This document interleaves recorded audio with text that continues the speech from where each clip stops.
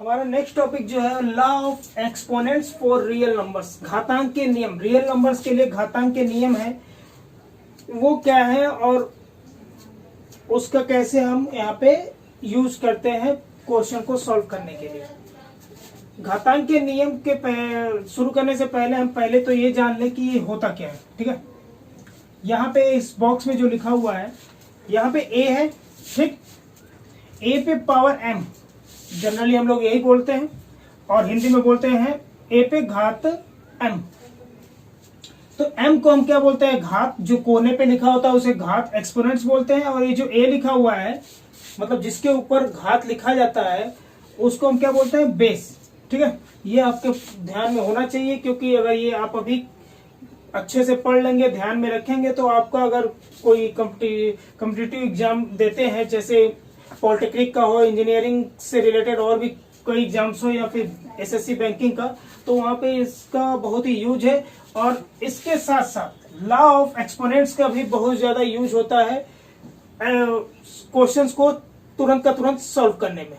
ठीक है, क्योंकि ये यहाँ पे क्लास 9 बेस पे है, और साथ साथ में क्या यूपीएससी का सीसैट पेपर हो या कोई भी पेपर हो कंपटीशन का मैथ से रिलेटेड, उसमें इससे इस बेसिक लॉ ऑफ एक्सपोनेंट्स में क्या है, क्वेश्चंस आते ही आते हैं। आपको फॉर्मूला पता है, आप सीधे वैल्यू पुट कीजिए और आंसर आपका आ गया। अभी आप जो क्वेश्चंस देखेंगे सॉल्व करने पे आपको जो दिखाई देगा उसमें आप खुद ही इस बात को जस्टिफाई कर लेंगे कि हाँ ये क्वेश्चन तो मैंने किसी न किसी एग्जाम में देखा था ऐसे सॉल्व करते हुए।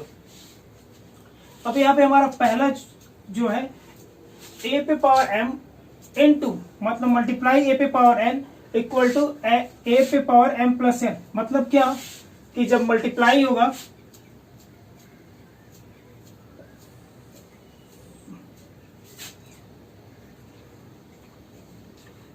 मतलब इसमें यह हुआ कि जब अगर बेस सेम हो और पावर्स क्या हो, इसके एक्सपोनेंट जो हो वो डिफरेंट हो, और साथ में क्या हो, दोनों का मल्टीप्लिकेशन हो, यहाँ पे इनटू है, तो क्या होगा, उसके जो पावर्स होंगे एक्सपोनेंट्स होंगे वो उनका क्या हो जाएगा, सम हो जाएगा, एडिशन हो जाएगा। और बेस वैसे ही होगा। कहने का मतलब क्या, बेस सेम हो, उसके एक्सपोनेंट्स डिफरेंट हो, और साथ में क्या हो, मल्टीप्लाइज हो। ठीक है, तो उस केस में, मल्टीप्लाई के केस में क्या होगा, addition of exponents, same basis different exponents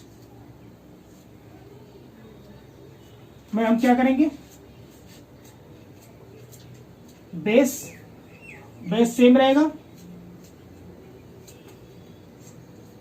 same base, and add their exponents, उसका जो एक्सपोनेंट होगा उसे ऐड कर देंगे। ये है इसका डेफिनेशन। ठीक है, अब इससे रिलेटेड एक क्वेश्चन हम लोग सॉल्व कर लेते हैं।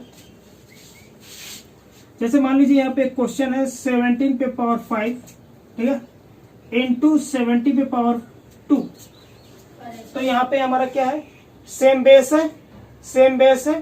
ठीक है, एक्सपोनेंट्स इसके जो यहाँ पे m इक्वल टू 5 है, n इक्वल टू 2 है, तो हम क्या ये फॉर्मूला सीधे अप्लाई कर सकते हैं, तो सीधे अप्लाई कर सकते हैं, हमें फॉर्मूला पता है। तो हम क्या लिखेंगे, 17 5 प्लस 2 इक्वल टू क्या, इक्वल टू 17 5 to 7। बस हो गया, खत्म, इतना ही क्वेश्चन था। एक और क्वेश्चन करते हैं।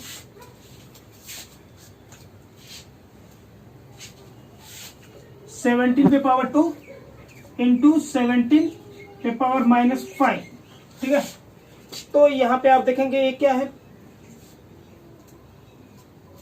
17 पे पावर -5 है। सब कुछ फॉलो अप हो रहा है इस लॉ ऑफ एक्सपोनेंट्स के अकॉर्डिंग हम करेंगे। ठीक है, 17 2 इंटू 1/17 5।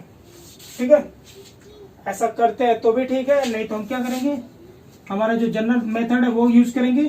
17 5 plus 2 plus -5। ठीक है, तो इससे क्या होगा, इसको सॉल्व करेंगे तो हमारा क्या हो जाएगा, 17 2 -5। हमारा अगले स्टेप में क्या हो जाएगा, 17 -3। ये हमारा हो जाएगा आंसर। ठीक है, इसको 1/17 पावर 3 भी लिख सकते हैं। तो ये सिंपल है। मैंने एक पर लॉ ऑफ एक्सपोनेंट्स के अकॉर्डिंग मैंने क्वेश्चन सॉल्व कराना यहाँ पे शुरू किया है। अब बुक के कुछ क्वेश्चन है जैसे कि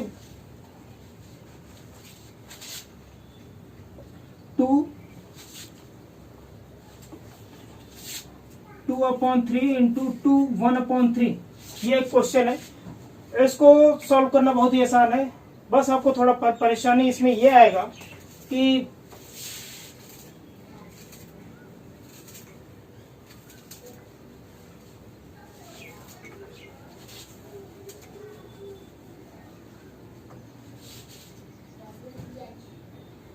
ये जो क्वेश्चन है 2 पे पावर 3 इंटू 2 1/3, इस क्वेश्चन को हम सॉल्व करेंगे।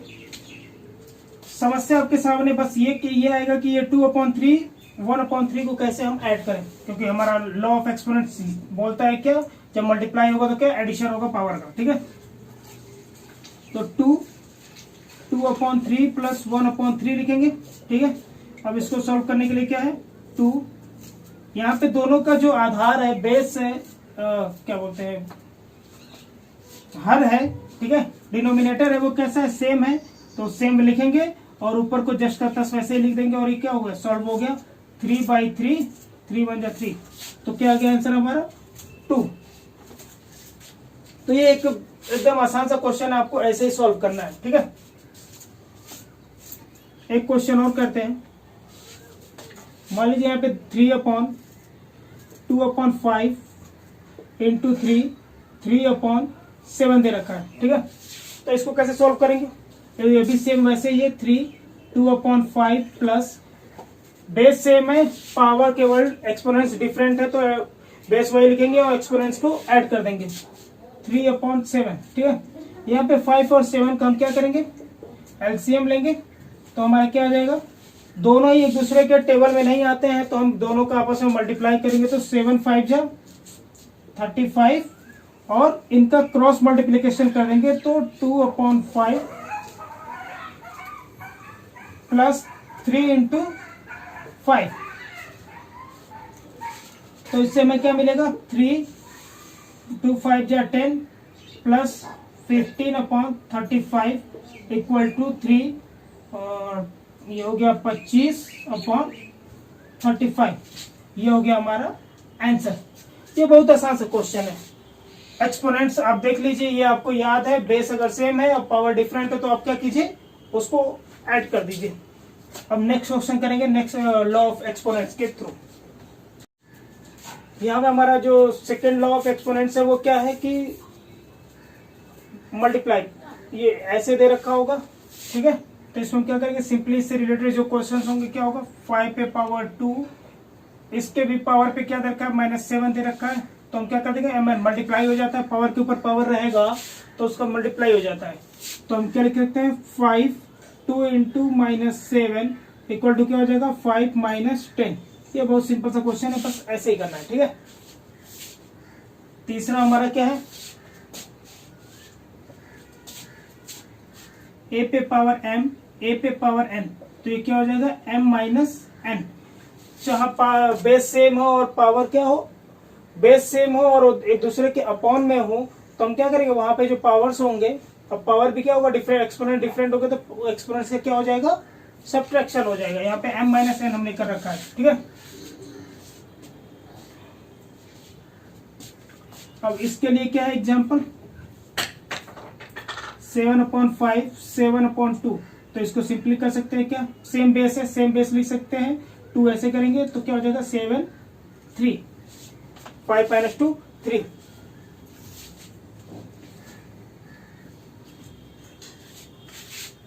और हमारा एक और है, वो क्या है, a पे पावर m, ठीक है, b पे पावर m, तो क्या हो जाएगा ab पे पावर m। मतलब क्या, एक्सपोनेंट सेम हो और बेस जो हो डिफरेंट हो, तो दोनों बेस को हम आपस में मल्टीप्लाई कर देंगे और उसका जो कॉमन एक्सपोनेंट्स होगा वो लिख देंगे। मतलब इस केस में क्या होगा 2 पे पावर 3, ठीक है, और 3 पे पावर 3, तो हम इसको क्या लिख सकते हैं 2 इंटू 3, और यहाँ पे जो 3 है तो क्या हो गया 6 पे पावर 3। ये बस सिंपल सा क्वेश्चन है, फॉर्मूला आपको याद है, आप सीधे अप्लाई कीजिए और क्या हो जाएगा, क्वेश्चन सॉल्व हो जाएगा। अब तो हम लोग क्या करते हैं, एक्सरसाइज पे आ जाते हैं, क्योंकि इससे रिलेटेड जो एक्सरसाइज है क्लास 9th में, उसमें कई तरीके के क्वेश्चंस पूछ रखे हैं जो कि इसके न ही एग्जाम्पल्स में है, ठीक है, और नहीं और कहीं पे। तो एक्सरसाइज 1.6 है चैप्टर 1 का।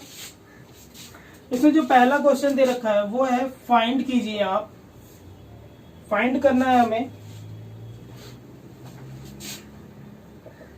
64 1/2, 64 1/2। तो इसको हमें सॉल्व करना है, तो हम क्या करेंगे, इसको सॉल्व करने के लिए हमें कुछ खास नहीं करना, हमें देखना, हमें इसे क्या करना होगा, पावर के फॉर्म में लिखना होगा, एक्सपोनेंट्स के फॉर्म में लिखना होगा। तो ये क्या लिखा हुआ है, 8 का स्क्वायर 64 होता है, वो लिख दिया, ठीक, 1/2 है। तो यहाँ पे हमारा एक एक्सपोनेंट्स का रूल अप्लाई हो जाता है, मल्टीप्लाई का। तो हम क्या करेंगे, इसको 8 पे पावर 2 मल्टीप्लाई 1/2, 2 से 2 कैंसिल, तो हमारा क्या आ गया 8 पे पावर 1 मतलब 8, ठीक है। ये हो गया हमारा आंसर। इसी का हमारा जो दूसरा क्वेश्चन है 32 1/5, ठीक है। तो इसको भी सॉल्व करने का आसान तरीका क्या है, हम इस 32 को कोशिश करेंगे, क्या 32 को हम ऐसे एक्सपोनेंट्स में लिख सकते हैं जिसका एक्सपोनेंट्स क्या 5 हो, ठीक है। तो इसके लिए क्या करना पड़ेगा हमें, 32 है, 32 को हम क्या करेंगे, इसका फैक्टर करेंगे, गुणनखंड करेंगे, 2 1 जा 2, 2 6, 2 8 जा 16, 2 4 जा 8, 2 2 जा 4, 2 1 जा 2, तो कितना हो गया 1 2 3 4 5। तो 32 इक्वल टू क्या लिख सकते हैं, 2 पे पावर 5, ठीक है। तो हम क्या लिख सकते हैं 32 के इक्वल में 2/5, 2 पे पावर 5 होल का पावर 1/5। ये फिर से अप्लाई हो गया फॉर्मूला एक्सपोनेंट्स का, 5 मल्टीप्लाई 1/5, ये कट गया और क्या आ गया हमारा आंसर 2। ये बहुत ही आसान है, बस ऐसे ही करना है। हमें क्या करना है, जो उसके पहले नंबर है उसमें, इसमें ट्रिक यही है कि यहाँ पे जो 2 लिखा हुआ है और यहाँ पे जो 5 लिखा हुआ है, इस नंबर को हम ऐसा सेट करें, ठीक है, फैक्टर करके इसको एक्सपोनेंट के फॉर्म में ऐसे लिखे कि ये इस 2 से वो कट जाए, ठीक है। और यहाँ पे भी वैसे ही सेम किया हमने, देख लीजिए यहाँ पे 5 से 5 कट गया, 2 पे पावर 1, 2 पे पावर 1 इक्वल टू 2। हमारा जो तीसरा क्वेश्चन है वो क्या है 125 1/3, इसको सॉल्व करना है। तो हम 5 को किस फॉर्म में, 125 को कोशिश करेंगे ऐसे एक्सपोनेंट्स में लिखेंगे जिसमें पावर में क्या हो 3 हो। तो हम क्या करेंगे, यहाँ पे 125 है, फैक्टर करेंगे 25 5 1, तो ये क्या हो गया 125 इक्वल टू 5 पे पावर 1 2 3 3, ठीक है। आ गया 3, तो हम क्या लिख सकते हैं, ऐसे लिख सकते हैं, और इसको हम जब सॉल्व करेंगे तो क्या हो जाएगा, ये 5 3 इंटू 3, तो क्या हो गया आंसर 5, ये हो गया आंसर, ठीक है। अब इसी में हम दूसरा क्वेश्चन इसका बात करके, सेकंड जो क्वेश्चन दे रखा है उसमें भी हमें फाइंड करना है। और उस क्वेश्चन में क्या दे रखा है कि पहला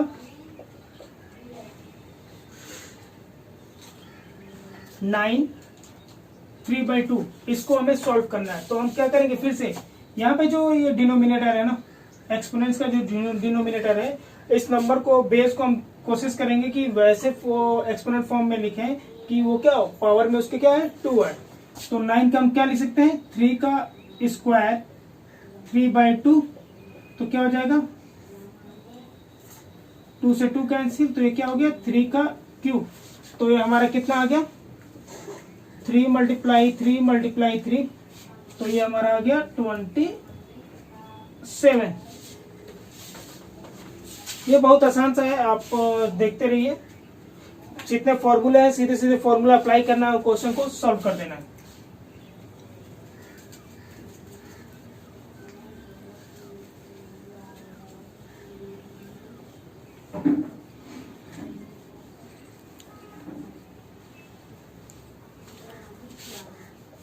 हमारा इसी का सेकंड क्वेश्चन जो है वो क्या है 32/5।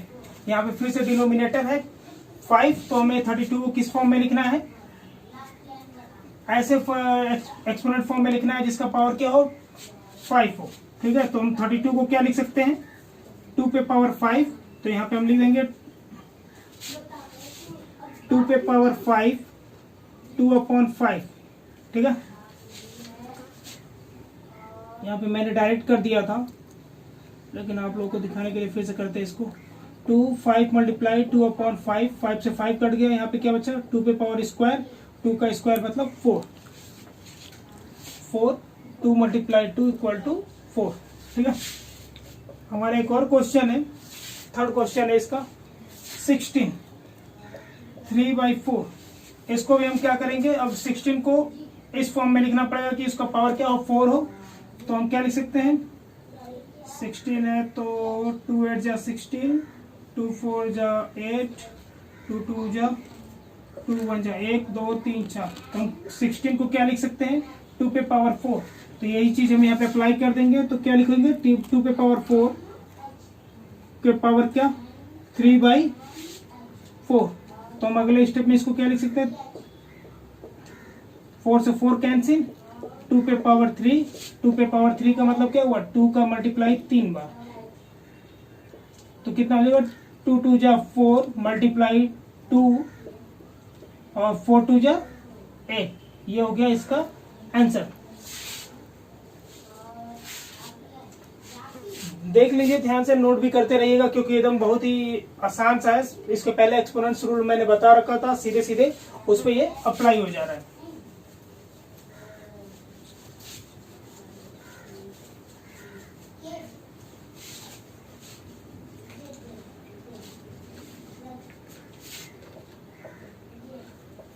चौदह नंबर का क्वेश्चन ये थोड़ा सा अलग है, अलग तो कुछ भी नहीं है, इसको भी ठीक वैसे ही लिखना है। 125 को हम क्या लिख सकते हैं 5 पे पावर 3 -1/3। दिखने में केवल डिफिकल्ट सा लग रहा था, लेकिन ऐसा कुछ नहीं है। तो हम क्या करेंगे 5 3 मल्टीप्लाई -1/3, 3 से 3 कैंसिल, तो ये क्या हो गया 5 पे पावर -1, और इसको हम क्या लिख सकते हैं 1/5। ये हो गया आंसर। ठीक है, हमारा जो थर्ड क्वेश्चन है उसमें क्या बोल रखा है, इसको सिंप्लीफाई करना है। 1.6 का जो थर्ड क्वेश्चन है उसे सिंप्लीफाई करना है, मतलब एक तरीके से इसमें जितने भी क्वेश्चंस मेंशन है वो सारे क्वेश्चंस कैसे हैं उनको फॉर्मूला अप्लाई करना है और सॉल्व कर देना है। एग्जाम्पल इसके पहले जो मैंने दिया था उसमें भी आप देख सकते हैं 2 पे पावर 2/3 मल्टीप्लाई 2 पे पावर 1/5। यहाँ पे हम क्या देख रहे हैं, लॉ ऑफ एक्सपोनेंट्स का फर्स्ट रूल जो है बेस सेम हो और क्या हो एक्सपोनेंट्स डिफरेंट हो, तो हम क्या एक्सपोनेंट्स को आपस में ऐड कर देते हैं। 2/3 प्लस 1/5।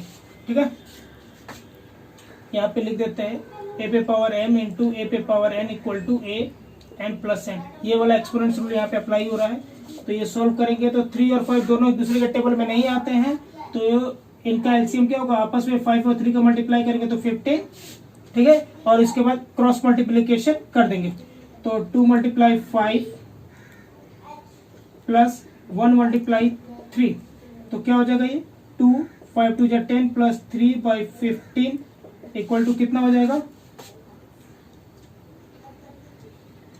2 पे पावर 13/15।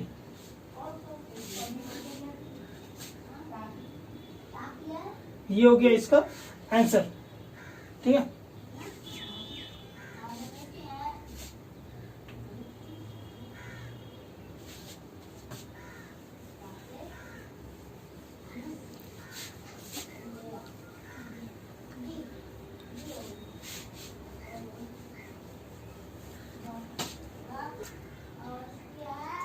थर्ड क्वेश्चन जो है वो है 11 पे पावर 1/2 अपॉन 11 पे पावर 1/2। ये हमारा डिवाइड वाला जो एक्सपोनेंट्स रूल है उस पे है।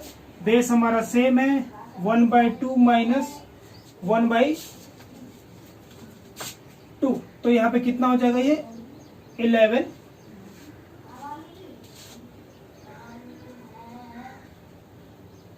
अरे यार एक मिनट होल्ड करो, क्वेश्चन करो तो।